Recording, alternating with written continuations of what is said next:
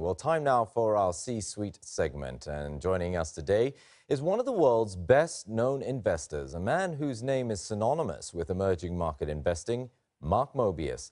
Now, he retires at the end of this month and after a 3-decade-long association with New York-based investments firm Franklin Templeton. Now, Mark, it's a great pleasure to have you with us as you're about to I don't know, close such an important chapter of your life and your career and start a whole new one. I mean, change is always exciting. But here's the thing. Why leave now when global markets are roaring ahead? Well, actually, the markets could continue to roar ahead. So I'm interested in continuing to look at these markets and be involved. But it's been 30 years with Franklin Templeton, and I thought it was a good time to start something different and new and look at new avenues of investing. All right, so you're not exactly getting out of the game totally, but is it sort of a good time to leave?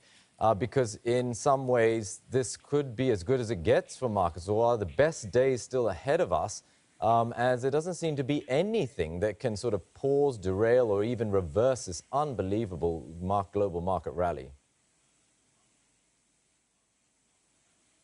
Exactly. I mean, this could continue for quite some time. But as they say, the bull markets end in euphoria. So I don't know whether we're at the euphoric stage yet, but this is something we have to watch because the market is really quite high in valuation terms, at least. Well, when you're in the world of investing and you know this all too well, I mean, you have to look at the quantitative and qualitative information out there.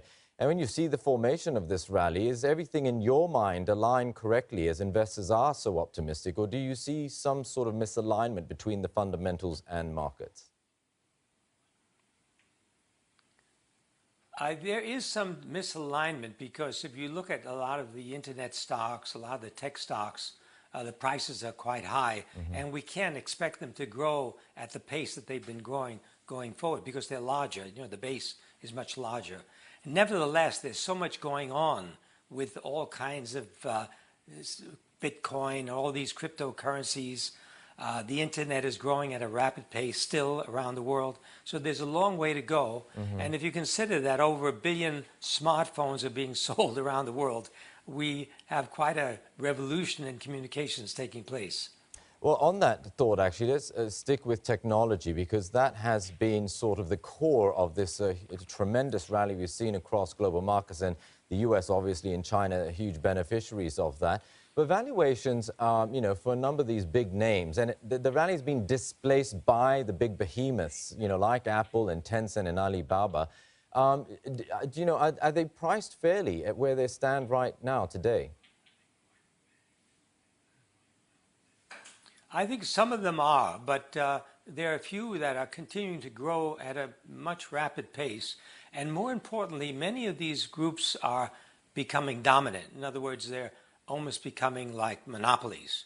Now, the big problem they are going to face going forward is perhaps government intervention.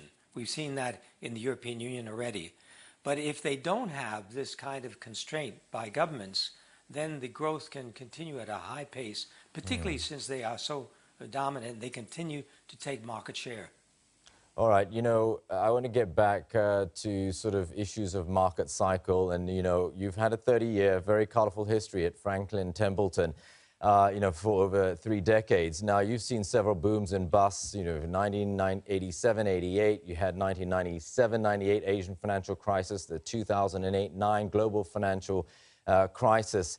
And interestingly, all of these seem to have moved within 10-year cycles, give and take a year or two here or there. Are we anywhere close to something like that happening again? I mean, what are you worried about when you've been through these booms and busts? Well, what I keep in mind, and the studies that we've done in emerging markets indicate that the bull markets last longer than the bear markets. The bull markets in percentage terms go up more than the bear markets go down. So even if we think that there's going to be a bear market, if we're patient and continue systematically investing in the best companies, we should do fine. I mean, the bear market will be very short-lived. Of course, they're very frightening and they create a lot of chaos. But the good news is that we stay in and the bull market will be very good going ahead. All right. And you must remember, when we started the very first emerging markets fund in 1987, it was a bear market. Yeah, indeed. In fact, you've been a favorite of emerging markets and frontier markets. How do they look here in Asia? You know, when you consider the incredible amount of leverage has been built up in China and monetary policies in the West are being tightened, are EMs at risk of inflation finally rearing the ugly sort of head and forcing central banks' hands to respond? And what would the knock-on effect be for risk assets, particularly for emerging markets where a great deal of foreign capital is sitting in various asset classes? Well, I'm not too worried about the China situation because I think the government has enough power to be able to head off any major catastrophe. In some of the other countries, yes, there is leverage. Some companies are highly leveraged and they could be in trouble.